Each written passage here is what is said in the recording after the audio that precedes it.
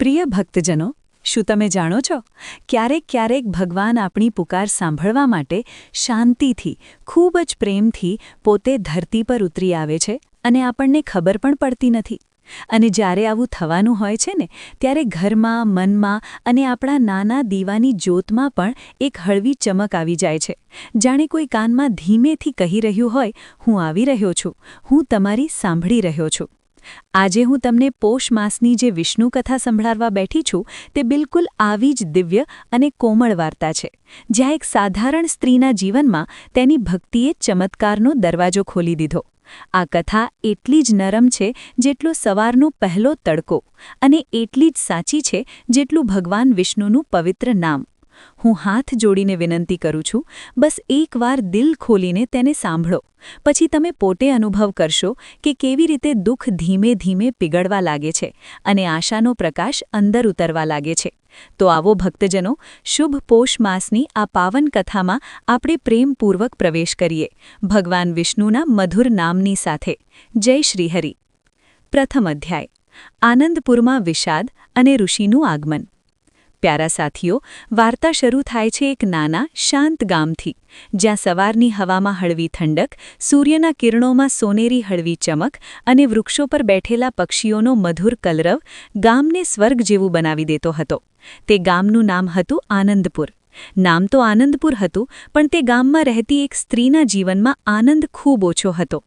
તે સ્ત્રીનું નામ હતું સુમન. સુમન અત્યંત સરળ, શરમાળ અને દયાળુ હતી.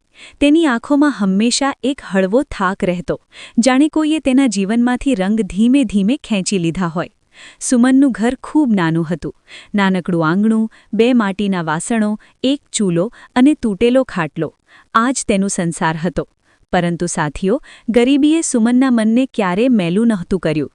તેનું હૃદય હંમેશા ભગવાન વિષ્ણુની ભક્તિમાં ડૂબેલું રહેતું. સુમનના પતિ ઘણા સમયથી બીમાર હતા. ઘણા વૈદ્યોને બતાવ્યું, ઘણી દવાઓ આપી, પણ બીમારી જાણે ઘરમાંથી બહાર જવા જ નહોતી માંગતી. ઘરનો ખર્ચ ચલાવવો પણ મુશ્કેલ હતો. ક્યારેક અનાજ ઓછું પડતું, ક્યારેક લાકડી પૂરી થઈ જતી.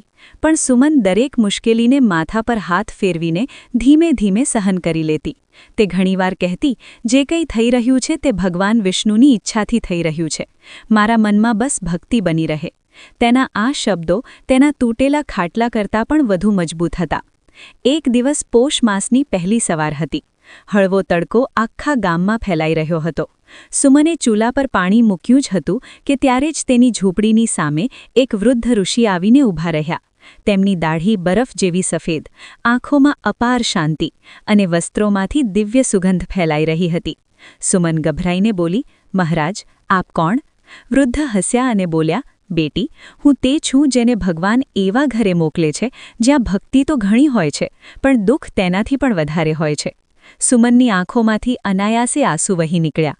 તેણે તેમને અંદર બેસાડ્યા અને પાણી આપ્યું. વૃદ્ધ ઋષિએ સુમનના ઘરને ધ્યાનથી જોયું. પછી બોલ્યા, બેટી, તારા જીવનમાં દુઃખ ઘણા આવ્યા, પણ આ પોષ માસ તારું નસીબ બદલવા આવ્યું છે.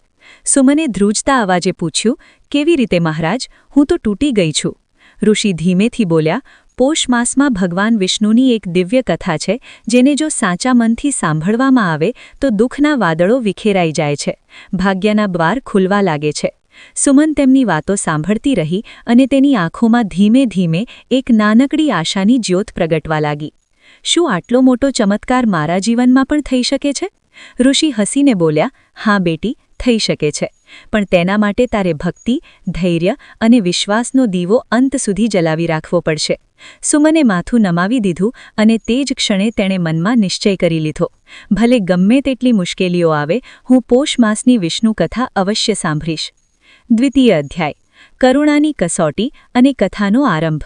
સાથીઓ, સુમને પોષ માસની વિષ્ણુ કથા સાંભળવાનો નિશ્ચય તો કરી લીધો હતો, પરંતુ તેના જીવનમાં મુશ્કેલીઓ હજી પણ એ જ રીતે ઊભી હતી જેમ કોઈ વૃક્ષનું જાડું મૂળ, જેને ઉખેડવું સહેલું નથી હોતું. તેના પતિની બીમારી વધતી જ જતી હતી. દવાઓ પૂરી, પૈસા પૂરા, અને ઉપરથી શિયાળાની થીજી જતી હવા જાણે તેની હિંમતને દરરોજ થોડી થોડી ચોરી લેતી હતી. તેમ છતાં સુમનના ચહેરા પર નિરાશા કરતા એક અજીબ શાંતિ દેખાતી.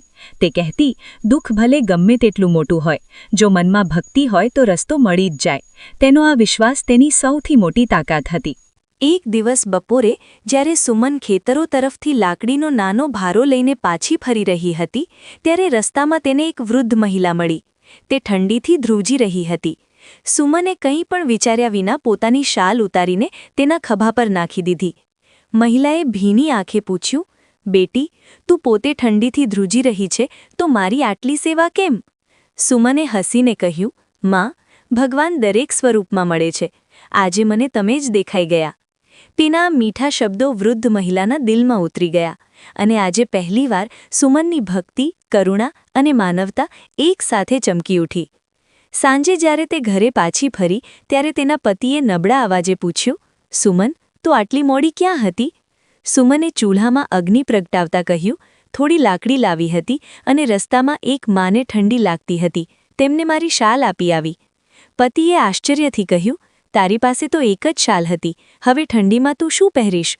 સુમને ધીમેથી તેના હાથ પર હાથ મૂકતા કહ્યું, જેની પાસે આપવાનું મન હોય તેના માટે ભગવાન હંમેશા કંઈક ને કંઈક વ્યવસ્થા કરી જ દે છે. તેની મુસ્કાન એટલી વિશ્વાસથી ભરેલી હતી કે તેની ગરીબી પણ તે પળે નાની લાગવા માંડી. તે જ રાત્રે તે જ વૃદ્ધ ઋષિ ફરી તેના દરવાજે આવ્યા. સુમને તરત જ તેમને અંદર બેસાડ્યા. ઋષિએ હસતા હસતા કહ્યું, બેટી, આજે તે જે દયાનું કામ કર્યું છે તે સીધું ભગવાન વિષ્ણુ સુધી પહોંચ્યું છે. યાદ રાખજે, પોષ માસની કથા સાંભળતા પહેલાં ઈશ્વર મનને પારખે છે. સુમન ગભરાઈ, શું મારી પરીક્ષા હમણાં શરૂ થઈ છે મહારાજ? ઋષિ ધીમેથી બોલ્યા, હા બેટી, પોષ માસની કથાનું ફળ ખૂબ મોટું છે અને મોટા ફળ પહેલાં સહનશીલતાની પરીક્ષા આવે છે. સુમનનો અવાજ ભરાઈ ગયો. તેણે પૂછ્યું, શું હું આ પરીક્ષા પાર કરી શકીશ? ઋષિ બોલ્યા, તું કરુણાવાળી છે, ભક્તિવાળી છે અને તારા મનમાં કોઈ કપટ નથી. જે મન સાચું હોય તેના પર વિષ્ણુની કૃપા મોડેથી પણ અવશ્ય ઉતરે છે. આ પછી ઋષિએ સુમનને પોષ માસની કથા સાંભળવાની સરળ રીત સમજાવી. બસ 7 દિવસ સુધી તું ભક્તિ, સત્ય અને ધૈર્યનો દીવો જલાવી રાખજે. કથા પોતે તને પ્રકાશ આપશે. સુમને તરત જ ચરણ સ્પર્શ કરીને કહ્યું, મહારાજ, હું તૂટી જઈશ પણ ભક્તિ નહીં છોડું. ઋષિએ પ્રસન્ન થઈને આશીર્વાદ આપ્યો, તારા દુઃખ હવે ધીમે ધીમે પોતાનું રૂપ બદલવાના છે બેટી. સુમને પોતાના આંચળથી આંસુ લૂછ્યા અને પહેલીવાર તેના દિલની ઊંડાઈમાં એક હળવી આશા ચમકી, જેમ અંધારા રૂમમાં દીવાની એક નાનકડી જ્યોત પ્રગટી હોય. તૃતીય અધ્યાય, સ્વર્ગલોકમાં કથાની મહત્તા. સુમને જેમ જ ઋષિએ બતાવેલા નિયમો અનુસાર પહેલીવાર દીવો પ્રગટાવ્યો તે જ ક્ષણે કથાનો દ્વાર ખુલવા લાગ્યો અને તે પોતાને ભગવાનના લોકમાં ઊભેલી અનુભવવા લાગી. ત્યાં દિવ્ય લોકમાં આકાશ બમણું ઉજળું હતું, જાણે સમુદ્રની ઊંડાઈ તેમાં ઝળહળી રહી હોય. સોનેરી રંગના કિરણો ચારે તરફ વહી રહ્યા હતા અને વેદોનો ધ્વનિ હવામાં હળવી મીઠાશ ખોલી રહ્યો હતો. ત્યાં જ સ્થિત હતું ભગવાન વિષ્ણુનું દિવ્ય સિંહાસન. ચતુર્ભુજ, શાંત મુસ્કાન, કમળ સમાન નેત્રો, જેને જોઈને કોઈ પણ જીવ પોતાનું દુઃખ ભૂલી જાય. આ જ સમયે દેવતાઓની એક વિશાળ સભા ભરાયેલી હતી. દેવગણ એક પછી એક આવ્યા અને બધાના ચહેરા પર ચિંતાની રેખાઓ હતી. ઇન્દ્ર બોલ્યા, પ્રભુ, પૃથ્વી પર દુઃખ ખૂબ વધી ગયા છે. ઘણા ઘરોમાં સંકટ છે, ઘણા પરિવારોમાં કલહ છે અને ઘણા ભક્તોની પ્રાર્થનાઓ દુઃખને કારણે તૂટવા લાગી છે. અગ્નિદેવે કહ્યું, પ્રભુ, મનુષ્યો નિરાશ થઈ રહ્યા છે. જીવનમાં બોજ વધતો જાય છે. તેમને કોઈ માર્ગદર્શન જોઈએ. વાયુદેવે કહ્યું, પૃથ્વીની પીડા આકાશ સુધી પહોંચી ગઈ છે પ્રભુ. દેવતાઓની આ વ્યથા સાંભળીને ભગવાન વિષ્ણુએ પોતાની શાંત આંખો ખોલી. તેમની આંખોમાં કરુણાનો પ્રકાશ હતો, જાણે તેઓ દરેક જીવના હૃદયને વાંચી શકતા હોય. ભગવાન વિષ્ણુએ ધીમેથી કહ્યું, જ્યારે મનુષ્યનું મન તૂટવા લાગે છે, હું સ્વયં તેના પાસે કથાના રૂપમાં પહોંચું છું. કથા જ તે દવા છે જે દુઃખના ઘાવ ભરી દે છે. દેવસભા શાંત થઈ ગઈ. દરેક દેવ તેમના શબ્દોને ગ્રહણ કરી રહ્યો હતો, જાણે આ વચન આત્માની તરસ છેગવાવી રહ્યા હોય. પછી ભગવાન બોલ્યા, પોષ માસની મારી એક દિવ્ય કથા છે. જે પણ ભક્ત તેને સાચા મનથી સાંભળશે તેના જીવનમાંથી દુઃખ હટવા લાગશે, સંકટ ઓગળવા લાગશે અને તેનું મન ફરીથી આશાથી ભરાઈ જશે. દેવગણ ઝૂકીને બોલ્યા, પ્રભુ, કૃપા કરો, આ કથા પૃથ્વી સુધી પહોંચે. ભગવાન વિષ્ણુ હસ્યા, એક ખૂબ જ શાંત, ખૂબ જ મધુર મુસ્કાન. કથા તો પહેલેથી છે, બસ સાંભળનાર સાચો ભક્ત જોઈએ. અને ઠીક તે સમયે તેમની દ્રષ્ટિ ધરતી પર ઊભેલી એક સ્ત્રી પર પડી, સુમન. ભગવાન વિષ્ણુએ કહ્યું, આ સ્ત્રી દુઃખમાં છે, પર તેનું મન નથી તૂટ્યું. તેની કરુણા, ધૈર્ય અને ભક્તિ તેને તે કથા સુધી લઈ જશે જે તેના જીવનને બદલી નાખશે.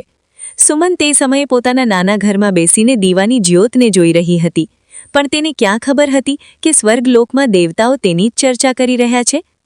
દેવસભામાં બ્રહ્મદેવ બોલ્યા, પ્રભુ, શું આ કથા સુમનના જીવનમાં પરિવર્તન લાવશે? વિષ્ણુએ ઉત્તર આપ્યો, હા બ્રહ્મદેવ, કારણ કે સુમનમાં તે ગુણ છે જે દરેક કથાને ફળદાયી બનાવે છે.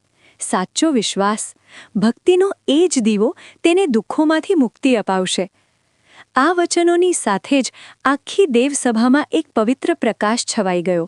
વેદોનો ધ્વનિ ગુંજી ઉઠ્યો અને કથાનો પ્રથમ અધ્યાય પૂર્ણ થયો. ચતુર્થ અધ્યાય, દીપકનું તેજ અને કથાનો સંચાર. એ તરફ ધરતી પર સુમને જોયું કે દીવાની જ્યોત જેમ જેમ ઊંચી થવા લાગી, સુમનને મહેસૂસ થયું કે આ કોઈ સાધારણ જ્યોત નથી, જાણે ભગવાન વિષ્ણુ સ્વયં તેના મનમાં છુપાયેલા અંધકારને પ્રકાશ આપવા આવ્યા હોય.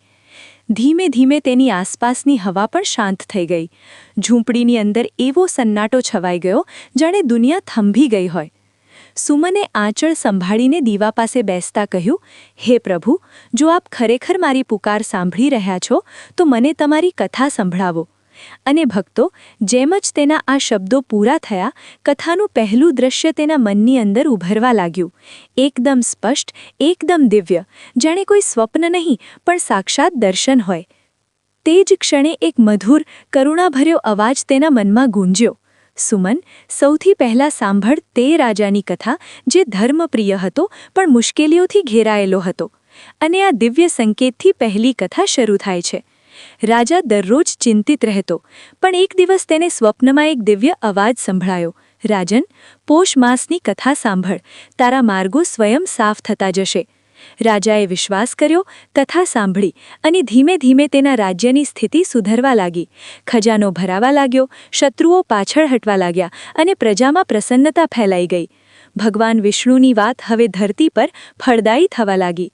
આ પછી કથામાં આવે છે એક વેપારી જેણે જીવનમાં ખૂબ મહેનત કરી હતી, પણ અચાનક તેની બધી સંપત્તિ ચાલી ગઈ.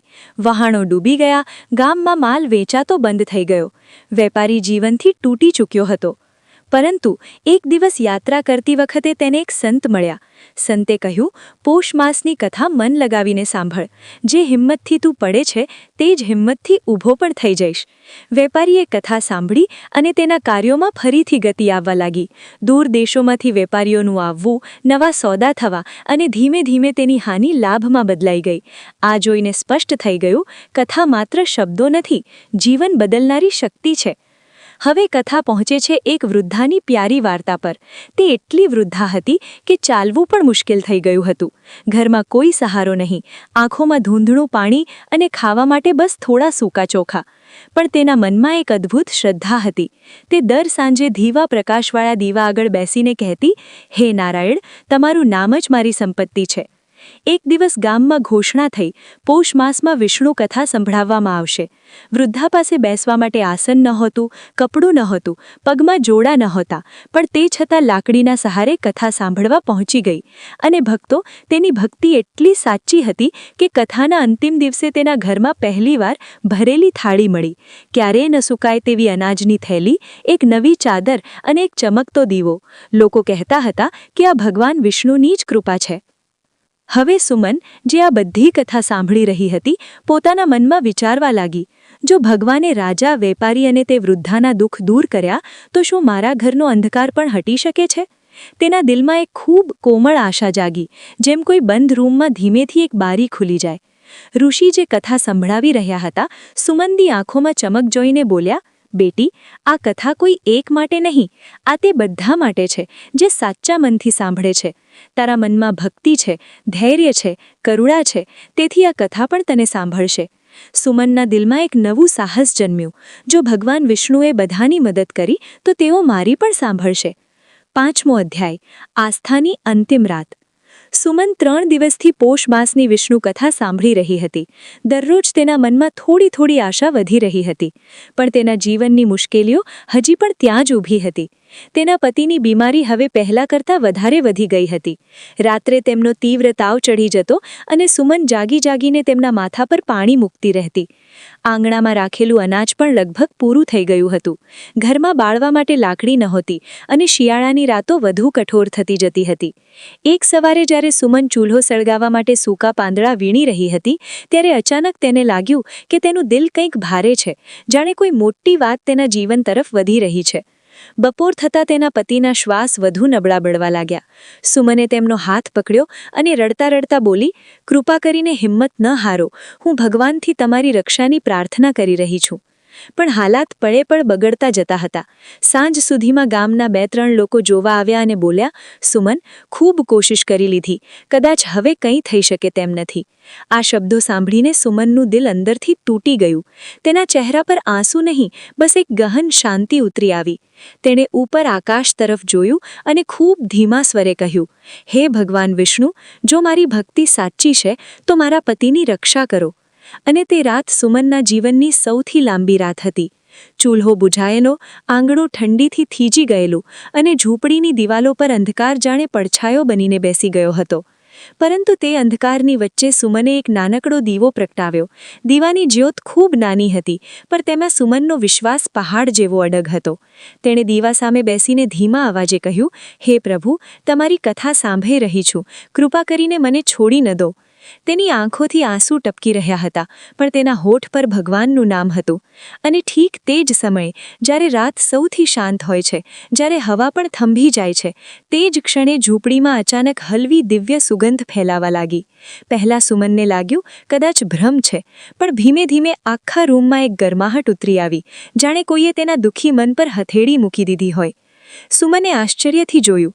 દીવાની નાની જ્યોત હવે પહેલાં કરતાં ક્યાંય વધારે તેજસ્વી થઈ ગઈ હતી.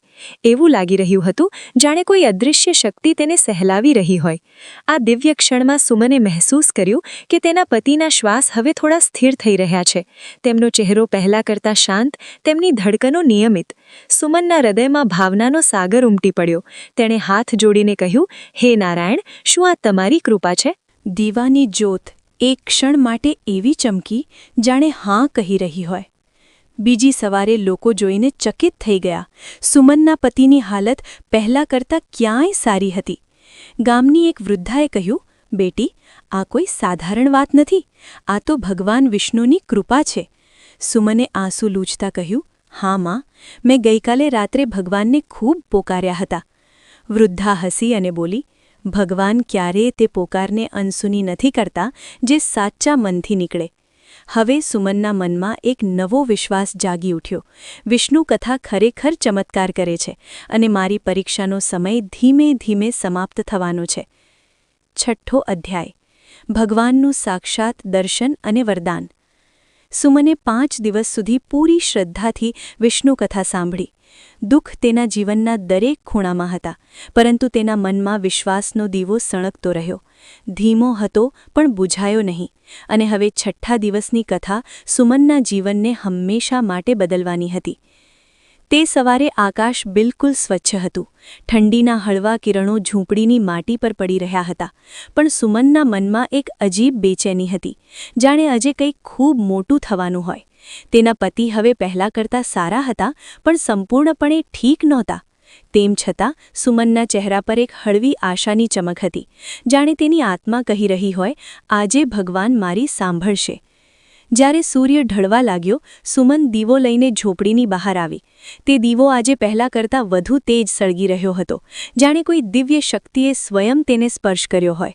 સુમને દીવાને ઉંબરા પર મૂક્યો અને હાથ જોડીને બોલી, "હે નારાયણ, જો મારી ભક્તિ સાચી છે તો આજે મને તમારા દર્શન આપો, મને શક્તિ આપો, મને રાહ બતાવો."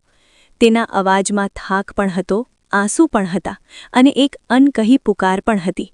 અને ઠીક તે જ ક્ષણે હવા અચાનક સ્થિર થઈ ગઈ. દીવાની જ્યોત એકદમ સીધી ઉઠી અને સોનેરી થઈ ગઈ. એટલી ચમકીલી કે સુમને પોતાની પાંપણો ઢાળી દીધી. ધીમે ધીમે આખી ઝૂંપડીમાં એક પવિત્ર પ્રકાશ ફેલાવા લાગ્યો. દિવાલો, માટી, આંગણું બધું સોનેરી રંગમાં નાહવા લાગ્યું. સુમનનું દિલ ધબકી ઉઠ્યું. શું આ ભગવાન છે? તે પળે ઝૂંપડીની અંદર એક દિવ્ય સુગંધ ફેલાઈ ગઈ. તે જ સુગંધ જેણે તેણે ગઈકાલે રાત્રે મહેસૂસ કરી હતી, પણ આજે તે પહેલાં કરતાં 100 ગણી ગહેન હતી. અને પછી તે પ્રકાશમાંથી એક દિવ્ય સ્વર ગુંજ્યો, સુમન. સુમનનું શરીર ધ્રુજી ગયું. તેણે ધીમે ધીમે આંખો ખોલી અને જેમ જ નજર ઉપર ઉઠાવી, તેની સામે કોઈ સાધારણ રૂપ નહીં, પણ સ્વયં ભગવાન વિષ્ણુ દિવ્ય આભામાં ઊભા હતા. 4 ભુજાઓ, કમળ સમાન આંખો, પીતાંબર વસ્ત્ર અને તેમના ચરણો પાસે એક હળવી નીલી રોશની લહેરાઈ રહી હતી. સુમન આંસુમાં ઢળી પડી. તે તેમના ચરણોમાં પડીને બોલી, પ્રભુ, શું ખરેખર આપ મારા ઘરે આવ્યા છો? ભગવાન વિષ્ણુ હસ્યા અને બોલ્યા, સુમન, ભક્તિનો માર્ગ ક્યારેય ખાલી નથી જતો. તે મુશ્કેલીઓ છતાં મારું નામ નથી છોડ્યું, એટલે હું સ્વયં તારી કથા પૂર્ણ કરવા આવ્યો છું. સુમન રડી પડી, પ્રભુ, હું તો ખૂબ કમજોર છું. વિષ્ણુ બોલ્યા, તું કમજોર નથી, તું તે શક્તિ છે જેને ભક્તિએ જગાડી છે. તારું ધૈર્ય, તારી કરુણા અને તારા આંસુ ત્રણેય સ્વર્ગ સુધી પહોંચીને મને બોલાવ્યો છે. ભગવાન વિષ્ણુએ પોતાનો હાથ ઉઠાવ્યો અને જેમ જ તેમની કરુણાનું કિરણ સુમનના પતિ પર પડ્યું, તેમના શ્વાસ સ્થિર થઈ ગયા, શરીરમાં નવી શક્તિ આવવા લાગી અને તેમનો ચહેરો પહેલી વાર સંપૂર્ણપણે શાંત દેખાયો. સુમન વિસ્મિત થઈને બોલી, પ્રભુ, આ કેવી રીતે શક્ય છે? વિષ્ણુ બોલ્યા, જે ઘરમાં ભક્તિ હોય ત્યાં રોગ નથી ટકતો. તારા ઘરમાં ભક્તિની જ્યોત ક્યારેય બુઝાઈ નથી, એટલે આજે હું સ્વયં આવ્યો છું. ધીમે ધીમે ઝૂંપડીની તૂટેલી દિવાલો પર સોનેરી રોશની ફેલાવા લાગી. આંગણાની માટીમાં લીલા અંકુર ફૂટી નીકળ્યા. સુમનનું ઘર એક પળમાં સંપૂર્ણપણે બદલાઈ ગયું, જાણે દુઃખે પોતાનો પડછાયો ઉઠાવી લીધો હોય. વિષ્ણુ બોલ્યા, સુમન, હવે તારા જીવનમાં દુઃખનું સ્થાન નહીં રહે. તારા ઘરમાં સુખ, શાંતિ અને સમૃદ્ધિ હંમેશા બની રહેશે. સુમન હાથ જોડીને બોલી, પ્રભુ, આપે મારી પુકાર સાંભળી લીધી. ભગવાનની મુસ્કાન વધુ કોમળ થઈ ગઈ. ભક્તિમાંથી નીકળેલી પુકાર ક્યારેય અનસુની નથી થતી. અને ધીમે ધીમે પ્રકાશ ઓછો થવા લાગ્યો. ભગવાન વિષ્ણુનો સ્વર ધીમો થતો ગયો. હવે તારી કથાનું અંતિમ ફળ તારા ઘરમાં આવવાનું જ છે. પ્રકાશ મટી ગયો, પણ સુમનના મનમાં એક અમર દીવો પ્રગટી ગયો. 7મો અધ્યાય, કૃપાનું ફળ અને કથાનો પ્રચાર. બીજી સવારે જ્યારે સૂર્યનું હળવું કિરણ સુમનની ઝૂંપડીમાં દાખલ થયું, તો બધું એવું નહોતું જેવું ગઈકાલે હતું. હવામાં એક અલગ જ મીઠાશ હતી. આંગણામાં ઉગી નીકળેલા લીલા અંકુર આજે વધુ ચમકી રહ્યા હતા, અને સુમનના પતિ પહેલીવાર સંપૂર્ણપણે બેસીને હસી રહ્યા હતા. સુમનની આંખો ભરાઈ આવી. પ્રભુ, તમારો આભાર. ધીમે ધીમે આખું ગામ સુમનની ઝૂંપડીની બહાર ભેગું થવા લાગ્યું. લોકો આશ્ચર્યમાં હતા. આ તે એ જ ઘર છે જ્યાં હંમેશા અંધારું રહેતું હતું? શું ખરેખર ચમત્કાર થયો છે? શું ભગવાન વિષ્ણુ સ્વયં આવ્યા હતા? સુમને બધાને પ્રેમથી બેસાડ્યા અને આખી રાતની ઘટના ધીમે ધીમે સંભળાવવાનું શરૂ કર્યું. તે દિવ્ય સુગંધ વિશે, તે સોનેરી રોશની વિશે અને તે ક્ષણ વિશે જ્યારે ભગવાન વિષ્ણુએ તેના ઘરનો ઉંબરો પાર કર્યો હતો. લોકો સાંભળતા સાંભળતા મંત્રમુગ્ધ થઈ ગયા. ઘણી સ્ત્રીઓની આંખોમાં આંસુ આવી ગયા. ઘણા પુરુષોએ હાથ જોડી લીધા. એક વૃદ્ધા બોલી, બેટી, તારી ભક્તિએ ભગવાનને આવવા પર મજબૂર કરી દીધા. સુમન હસી, માં, ભગવાન મારા માટે નહીં, મારા વિશ્વાસ માટે આવ્યા. તે દિવસ પછી સુમનના ઘરમાં દરેક વસ્તુ બદલાવા લાગી. જે ઝૂંપડી ક્યારેક તૂટેલી ફૂટેલી હતી, હવે તેમાં એક અજબ ચમક રહેવા લાગી. માટીનો ચૂલો હવે રોજ સળગવા લાગ્યો. અનાજની જે થેલી હંમેશા ખાલી થઈ જતી હતી, આજકાલ તેમાંથી ખુશ્બુ આવતી હતી, જાણે કોઈ અદૃશ્ય હાથ તેમાં ભરતો જતો હોય. તેના પતિ માત્ર સ્વસ્થ જ ન થયા, પણ ખેતરોમાં કામ કરવા લાયક પણ થઈ ગયા. તેમની આંખોમાં નવી રોશની પાછી ફરી હતી. સુમનના જીવનનું દુઃખ હવે ધીમે ધીમે ઇતિહાસ બનતું જતું હતું. થોડા દિવસો પછી તે જ વૃદ્ધ ઋષિ ફરી સુમનના ઘરે આવ્યા. તેમના ચહેરા પર ઊંડી મુસ્કાન હતી. સુમને ચરણ સ્પર્શ કર્યા અને બોલી, મહારાજ, તમારી કૃપાથી મારા જીવનના બધા દુઃખ મટી ગયા. ઋષિએ માથું હલાવ્યું, નહીં બેટી, આ મારી કૃપા નથી, આ તારી ભક્તિનું ફળ છે. પોષ માસની કથા તેમના પર જ પોતાનો પૂર્ણ પ્રભાવ દેખાડે છે, જેમનું મન સાચું અને સ્વચ્છ હોય. સુમને પૂછ્યું, મહારાજ, શું મારે કથા ચાલુ રાખવી જોઈએ? ઋષિ બોલ્યા, હા બેટી, હવે આ કથા માત્ર તારા માટે નહીં, ગામના દરેક ઘર માટે છે. જે ઘરમાં પોષ માસની કથા ગૂંજશે, ત્યાં ભગવાન વિષ્ણુનો પ્રકાશ ઉતરશે. સુમને નિશ્ચય કર્યો, દર પોષ માસમાં કથા તે જ સંભળાવશે. ધીમે ધીમે આખા ગામમાં દરેક ઘરમાં સુમનની કથાની ચર્ચા ફેલાઈ ગઈ. લોકો દૂર દૂરથી આવવા લાગ્યા તેની મીઠી વાણીમાં ભગવાન વિષ્ણુની મહિમા સાંભળવા. કોઈ ધનની કામના લઈને આવતું, કોઈ રોગમાંથી મુક્તિની ઈચ્છાથી, કોઈ મનની શાંતિ શોધતું, પણ દરેક જણ આશાથી ભરેલું પાછું ફરતું. કારણ કે સુમનની કથા માત્ર શબ્દો નહોતી, તે તેના પોતાના જીવનનો સાક્ષાત અનુભવ હતી. અને ભક્તજનો, જોતતા જોતતા આનંદપુર ગામમાં એક નવી પરંપરા શરૂ થઈ ગઈ. દર પોષ માસમાં ભગવાન વિષ્ણુની કથા સાંભળવી. સ્ત્રીઓ ઘરોમાં દીવા સજાવતી, પુરુષો આંગણામાં મંડપ બનાવતા, બાળકો ફૂલો વીણી લાવતા. ગામના દરેક આંગણામાં ભક્તિની ખુશ્બુ ફેલાઈ જતી. થોડા વર્ષોમાં આનંદપુર ગામ એટલું સમૃદ્ધ થઈ ગયું કે લોકો કહેતા, આ ગામમાં સુખ એટલે છે કારણ કે અહીં સુમને પોષ માસની કથાને જીવીને બતાવી છે. સુમન હવે હસતી અને ધીમેથી કહેતી, કથા સંભળાવનારી હું નથી, કથા સંભળાવનારા ભગવાન વિષ્ણુ છે. અને સાથીઓ, આ કથા એ જ સંદેશ આપે છે કે જ્યારે દુઃખ ખૂબ ગહેન લાગે, જ્યારે રસ્તા બંધ મહેસૂસ થાય, ત્યારે હાર ન માનવી, કારણ કે ઠીક તે જ ક્ષણે ભગવાન પોતાનો દ્વાર ખોલે છે. પોષ માસની વિષ્ણુ કથા જીવનમાં આશાનો સૂર્ય બનીને ધીમે ધીમે દરેક અંધકાર મિટાવી દે છે. અને ભક્તો, આ હતી પોષ માસની તે અમર કથા જે સુમનને દુઃખોમાંથી કાઢીને સુખ અને પ્રકાશ તરફ લઈ ગઈ. અને યાદ રાખજો, ભગવાન વિષ્ણુની કૃપા તેમના પર સૌથી પહેલાં ઉતરે છે જે કઠિનાઈમાં પણ ભક્તિનો દીવો બુઝવા દેતા નથી. તમારા જીવનમાં પણ સુખ, શાંતિ અને સમૃદ્ધિ હંમેશા બની રહે, એ જ શુભ ભાવના સાથે આ કથા અહીં પૂર્ણ થાય છે. તો અમારા પ્યારા ભક્તજનો, જો પોષ માસની આ વિષ્ણુ કથાએ તમારા મનને જરાસરકો પણ સ્પર્શ કર્યો હોય, થોડીક શાંતિ આપી હોય કે તમારા દિલમાં એક હલવી રોશની જગાડી હોય, તો સમજી લેજો, ભગવાન વિષ્ણુની કૃપા ધીમે ધીમે તમારા જીવનમાં ઉતરી રહી છે. હું તો બસ પ્રેમથી કથા સંભળાવું છું. બાકીનું કામ તો આપણા વિષ્ણુ ભગવાન જ કરે છે. અને હા, આવી જ સરળ, મીઠી અને મનને શકૂન આપનારી કથાઓ હું ફરી લઈને આવીશ. તમે જોડાયેલા રહો અમારા આ ભક્તિ પરિવારનો હિસ્સા બનીને. આપણે ફરી મળીશું આગલી કથામાં, નવી શીખ, નવી ભક્તિ અને મારી એ જ મીઠી પ્રેમરસભરી અવાજ સાથે. જય શ્રી વિષ્ણુ ભગવાન. આપ સૌ પર સદાય કૃપા બની રહે. ધન્યવાદ મિત્રો.